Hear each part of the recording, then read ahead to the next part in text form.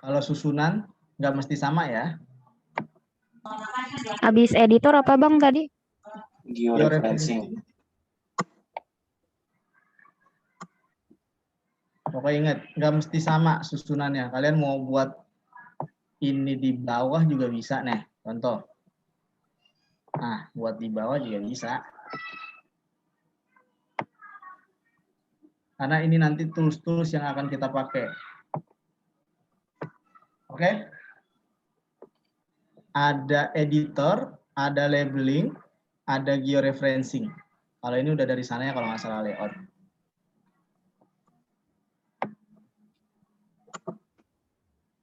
Editor, labeling, georeferencing. Udah Bang. Sudah? Udah.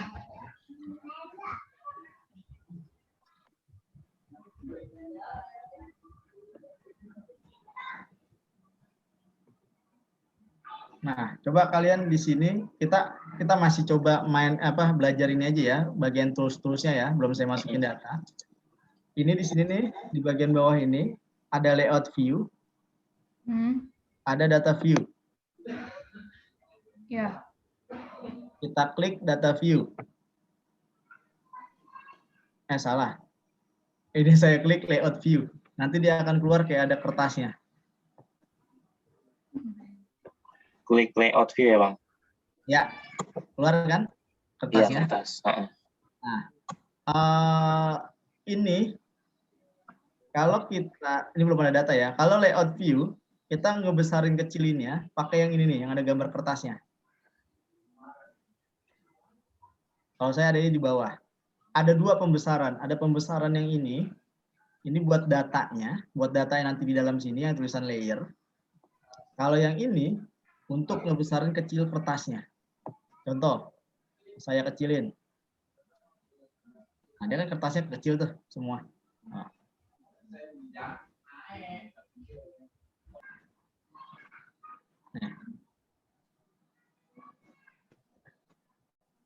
Paham? Kalau yang ini buat kalau ada datanya. Cuman karena berhubung ini belum ada data, jadi belum kelihatan. Paham nggak? Jadi nanti giliran lagi nge-layout, wah ini kayak kurang besar nih skalanya. Besarin. Ternyata yang dibesarin kertasnya. Misalkan gini. Nah, yang lebih fatal kebalikannya. Misalkan kalian nggak kelihatan, ini apa sih? Misalkan gitu ya. Kalian pengen besarin kertasnya. Nah, yang kalian ubah malah skalanya. Ya udah ntar datanya berubah ukuran skalanya. Nah, itu untuk ini layout dan data view. Oke ya? Oke Bang. Terus kemudian, nah kalau pertama kali mulai, jadi di dalam sistem ArcGIS, kalau kita file, save as, ini yang kita save, itu adalah data project kita. Ngerti nggak? Yang kita save data project kita. Jadi bukan data save filenya. Paham nggak maksudnya? Project itu yang dibikin, yang baru dibikin gitu Bang maksudnya. Ini. Gimana ya? Tadi kan layer banyak nih. Gue contoh, kalian mungkin belum ada, gue contoh satu ya.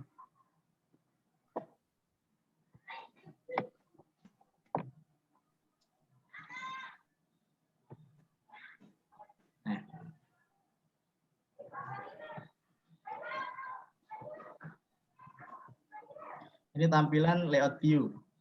Gue ubah tampilan ke data view. Nah. Kalau save ini, berarti ini kita nge-save kerjaan kita. Jadi nanti semua data ini, jadi nanti ketika kita buka save-an baru, akan muncul kerjaan kita. Paham nggak? Contoh. Gue buka data yang pernah gue save, namanya peta. No.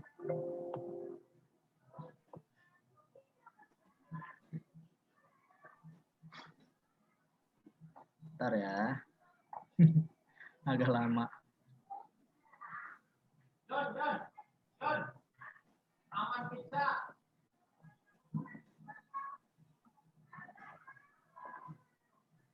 Ya, not responding.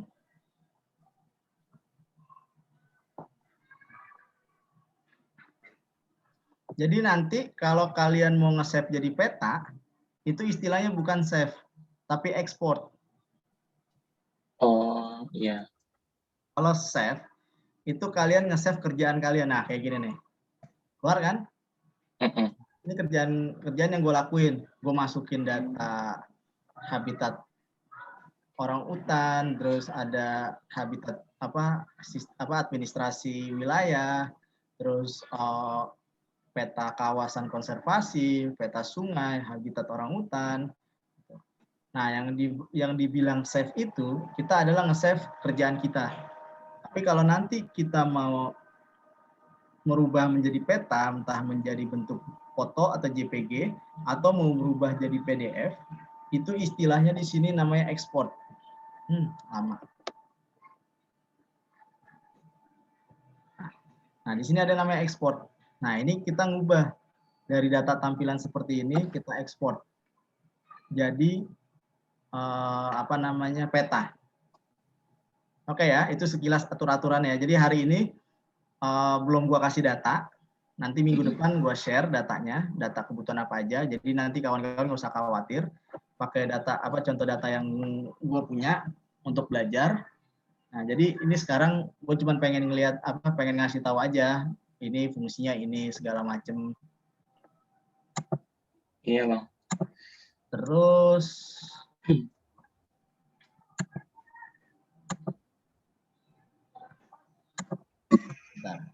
nah, lalu kalau kita mau mengatur sistem koordinat,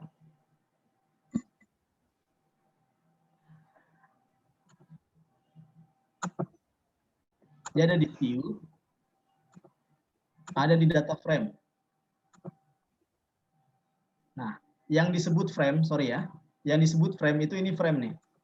Ini logo ini namanya frame. Kita kalau mau nambah frame itu kita bisa.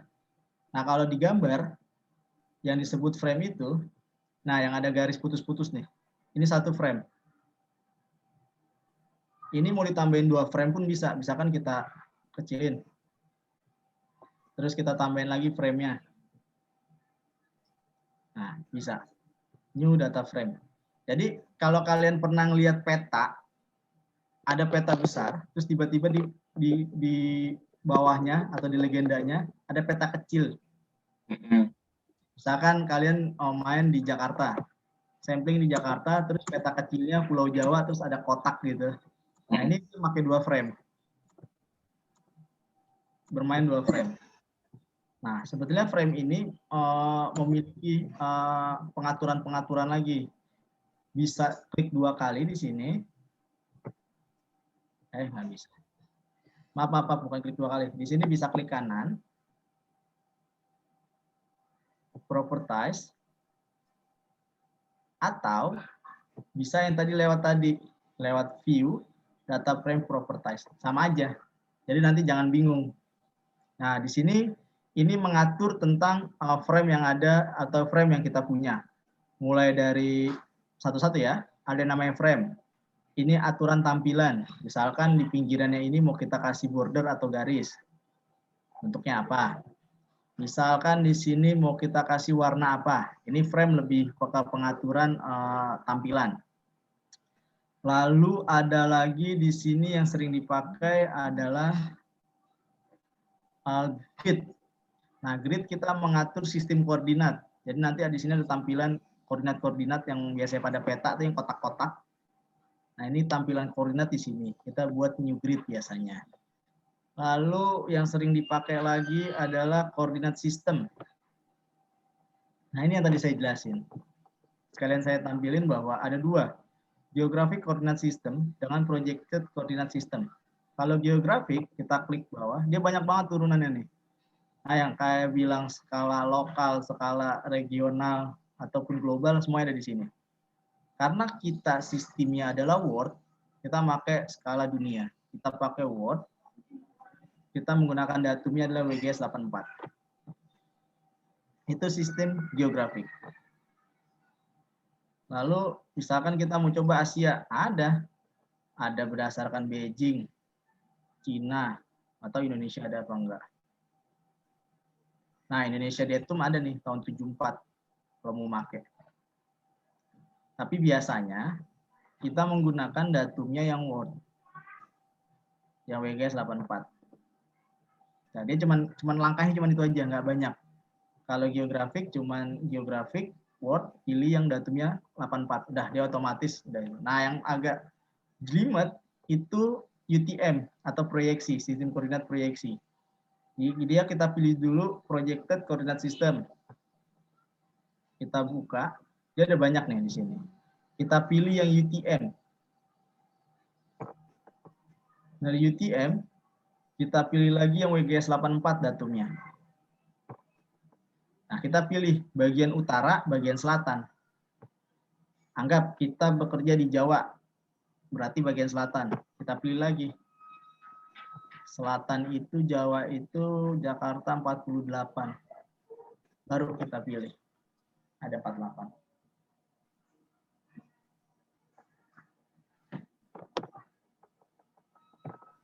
Oke, sampai sini paham nggak? Paham, Bang. Jadi ini sekilas tentang tampilan RMap. Terus apa sekilas tentang R-Toolbox. Nah, nih, kenapa sih ArcGIS itu mesti berbayar? Nah, ini kekuatan ArcGIS itu ada di sini. Ini tools atau alat-alat untuk kalian menganalisis. Semuanya lengkap ada di sini. Misalkan kalian hanya untuk melihat peta tumpang tindih atau misalkan gini. Kalian punya peta apa ya? Tutupan sungai, anggaplah. Kalian punya peta sungai, terus yang berada di 2 kabupaten. Anggap ada Kabupaten Bogor dengan Jakarta. Kalian pengen ngelihat berapa sih panjang yang ada di Bogor, berapa panjang yang ada di Jakarta. Itu kan ditumpuk tuh. Berarti ada peta sungai, ada peta administrasi wilayah Jakarta dengan wilayah Bogor. Nah, dari situ kalau kalian nggak analisis kan kalian hanya bisa ngelihat nih tanpa bisa ngitung. Nah, untuk menghitung hal-hal seperti itu semuanya ada di sini nih. Mulai dari analisis tool yang sederhana, ada overlay, artinya tumpang tindih yang tadi saya bilang, intersect untuk melihat perpotongan, union, ini semua ada di sini. Mungkin besok ketika semuanya sudah beres, yang tadi 4 latihan kemarin udah beres, bisa sampai layout, kalau masih ada waktu, bisa nanti saya ajarkan analisis tools. Itu juga nanti ngelihat kemampuan kawan-kawan. Bukannya saya nganggap remeh ya, ngelihat kemampuan kawan-kawan bisa mempraktekkan. Kalau misalkan kawan-kawan lancar, artinya nggak ada kebingungan, bisa saya langsung ajarkan ini. Tapi kalau nggak ada, ya kita stop aja. Mungkin nanti kalau mau bikin pelatihan lanjutan, ya yowes silakan aja. Gitu loh.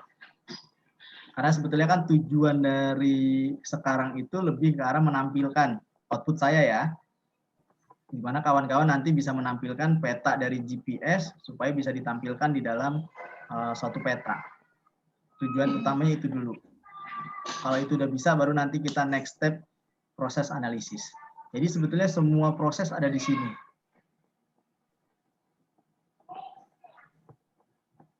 Terus apalagi? Udah sih, paling pengenalan program dari sampai sini aja sih. Kalau memang ada yang mau nanya, ya silakan. Nanti minggu depan coba kita praktekkan. Oke? Oke, Bang. Gimana? Ada yang mau ditanyain? Bang Fajar, kalau yang tadi kita mau bikin gradasi gitu buat ngelihat ini bisa dari tadi juga ya, R-Toolbox. R-Toolbox dia ada di Spatial Analysis Tool. Nah, ini ada banyak nih. Tergantung kalian. Spatial Analysis Tool tuh ada banyak. Ada yang density, yang tadi buat daerah jelajah orangutan pakai density.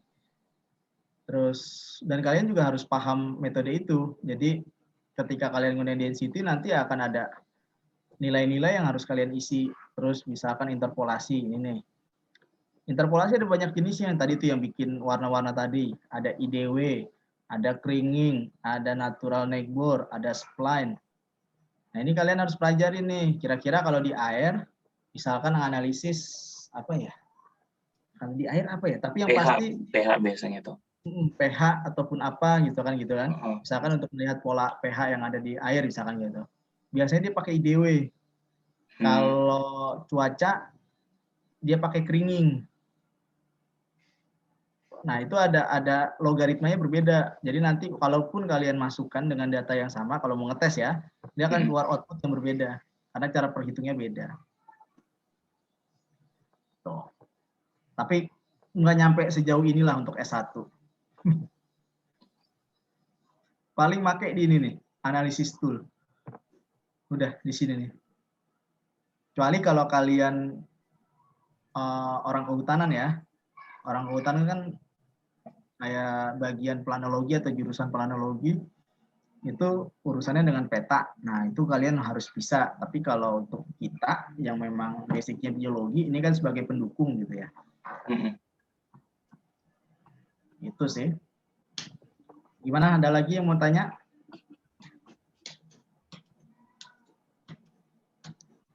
Jangan dibuat pusing.